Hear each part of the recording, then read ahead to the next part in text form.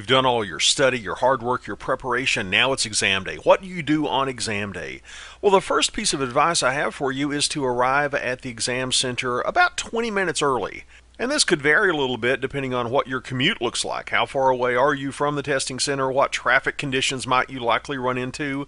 Plan that out, but try to get there about 20 minutes early. That way, if there is some unexpected traffic delay for a few minutes, it's not going to put you behind and stress you out even more. And after you first get to the testing center, you're sitting there in your car. Some people like to look over their notes during this time, and I used to do that, but I found for me that looking over my notes while sitting in my car outside of the training center made me even more stressed. So instead, what I'll normally do is just use that time to relax, breathe deeply, get mentally prepared for what's ahead of me. And I like to enter the testing center about 15 minutes ahead of time. So ideally, I'm sitting in my car just calming myself down for about 5 minutes. Then I go into the testing center.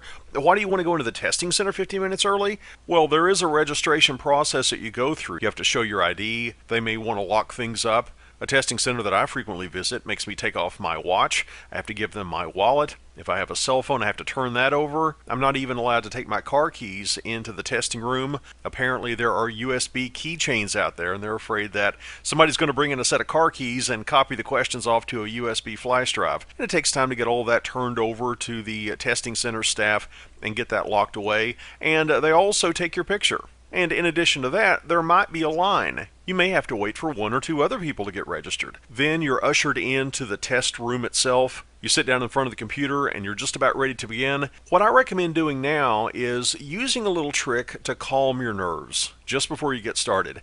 This is a trick that I learned watching the Winter Olympics one year. I was noticing that Apollo Ono, one of the top short track speed skaters for Team USA, I noticed that as he was getting prepared for his race, he was skating around yawning. And that just fascinated me. I thought, why is he yawning? He's at the Olympics. Is he bored? What's going on with the yawning? And it wasn't just once. Almost every time I would watch him race, he yawned before he took off. And then I heard an announcer explain what he was doing. The announcer explained that that's a technique that Apollo Ono uses to calm his nerves. I'd never heard of that before, but I started using it. And you know what? It does an amazing job to calm your nerves. So as you're sitting there in front of the computer, take a deep, relaxing yawn, and it's really going to calm you down. And as you get into the testing engine, you might be asked to take a survey about how long did it take you to drive to the testing center or something like that. You may be asked if you want to go through a tutorial. And if it's your first time taking a Cisco exam, you may want to go through that tutorial. But I would go ahead and launch the tutorial so my session didn't time out. I would go ahead and get started with the tutorial. But the tutorial gives you a certain amount of time that doesn't count against your test time. And while the tutorial clock is running, I would then make a couple of tables. In many testing centers, you're given a laminated piece of paper and a dry erase marker.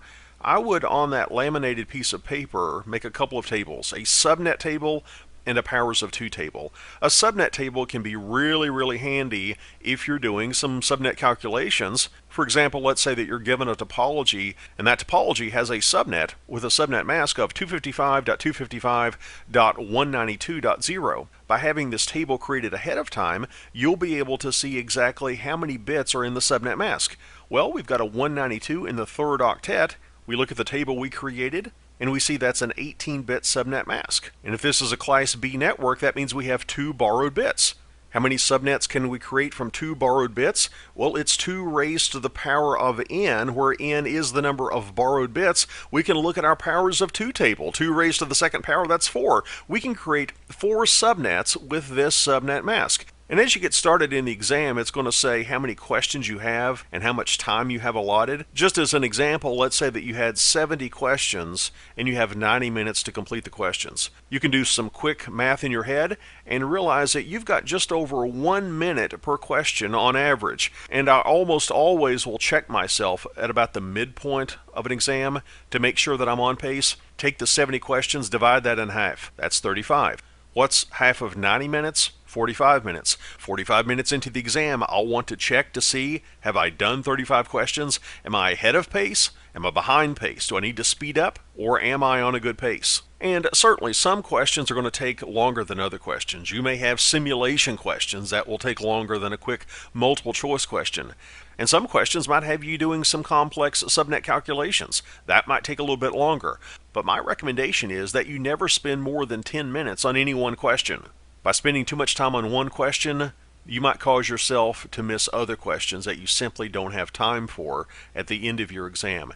And in most Cisco exams, you're not allowed to go back. So it's not a matter of, okay, I'm stuck, I'll come back to this later. You probably will not be allowed to come back to it later. You just need to make your best guess if it's a multiple choice type of question and move on. Don't spend more than 10 minutes on a question. And then when you're ready to get going, begin with confidence. After all, you've put in many hours preparing for this. You're ready for this. You've studied every topic on the entire exam blueprint. And I'll share a motto with you that I used to use a lot in my early career. I remember saying this to myself, maybe as I'm driving in my car going to an exam, or maybe I'm on my way to a meeting.